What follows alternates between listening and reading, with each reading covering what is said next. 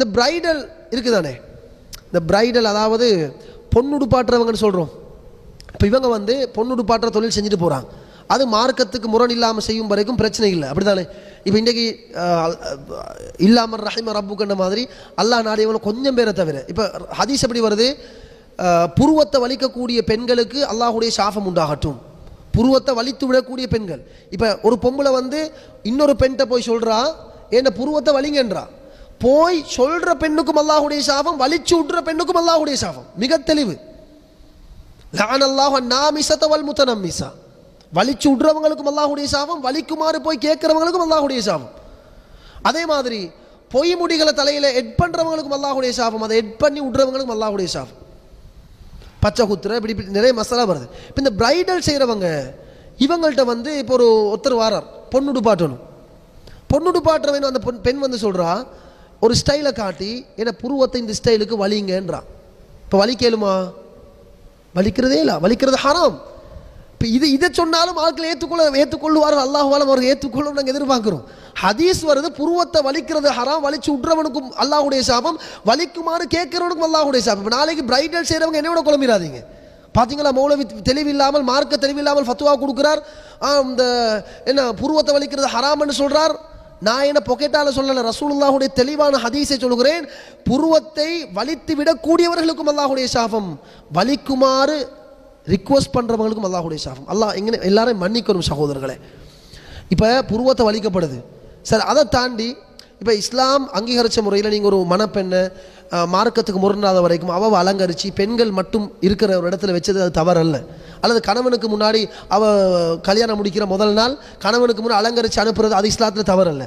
அந்த அலங்காரம் கணவனுக்கு காட்டப்படணும், அல்லது பெண்கள் இருக்கக்கூடிய இடத்துல அவன் மட்டும் வைக்கணும், ஆண்கள் வரக்கூடாது.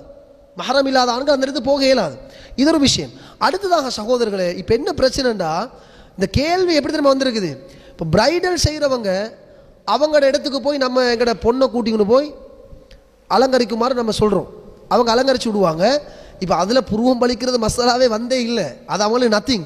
கேட்டவங்க நத்திங்கில் கேட்டாங்களோ அல்லது வந்து கணக்கெடுக்காமல் தெரியாதது அவங்களோட கேள்வி என்னென்னு கேட்டால், இந்த பிரைடல் செய்கிறவங்க என்ன செய்கிறாங்கன்னா, எங்களோட வீட்டு பெண்மணியை அலங்கரித்து போட்டு அதை வீடியோ ஒன்று எடுத்து அவங்களோட பேஜில் போடுறாங்க, அட்வர்டைஸ்மெண்ட்.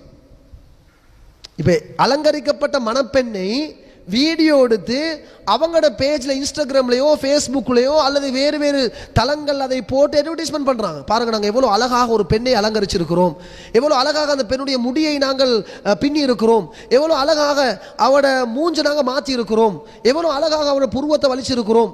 இந்த அளவுக்கு நான் சகோதரர்களே, கட்டாயம் பெண்கள் மறைக்கப்பட வேண்டிய பகுதிகளை கூட விளங்குற மாதிரி அந்த வீடியோ அமைஞ்சிருக்குது, அதை போடுறாங்களே, இது கூடுமான்னு கேட்டிருக்கிறாங்க. சுத்தமான ஹராம். இப்படி போட இயலாது, இப்படி போட இயலாது. தயவு செய்து இது செய்கிறவங்க கோவிச்சிடாதீங்க, என்னோட கோவிக்க வானம். ஏன் சொல்கிறேன், நான் வந்து இஸ்லாத்தில் உள்ளதை சொல்கிறேன்.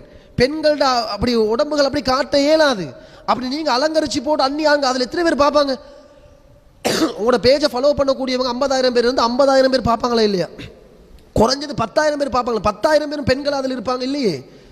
எத்தனை ஆண்கள் பார்க்க போறாங்க, எத்தனை பேர் திரும்ப திரும்ப பார்க்க போறாங்க, எத்தனை பேர் ஹராத்தில் போறாங்க. அதை பார்த்து ஆண்கள் பாவத்திலே போவார்களா இல்லையா?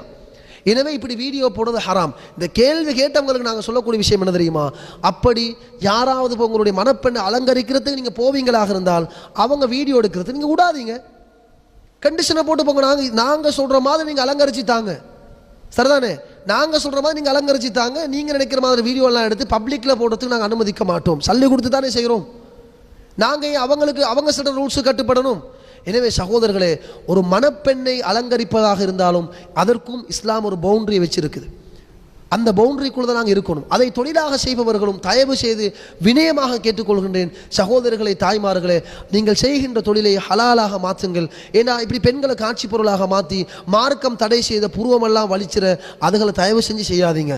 அல்லாஹ் கான் சொல்கிறேன், ஏன்னா ரசூலோட ஹதீஸ் இருக்குது, அல்லாஹுடைய சாபம் இருப்பதாக. எனவே அந்த சாபத்திலிருந்து அல்லாஹ் என்னையும் உங்கள் எல்லாரையும் பாதுகாக்க வேண்டும் என்ற இடத்தில் பிரார்த்தித்துக் கொள்கிறேன்.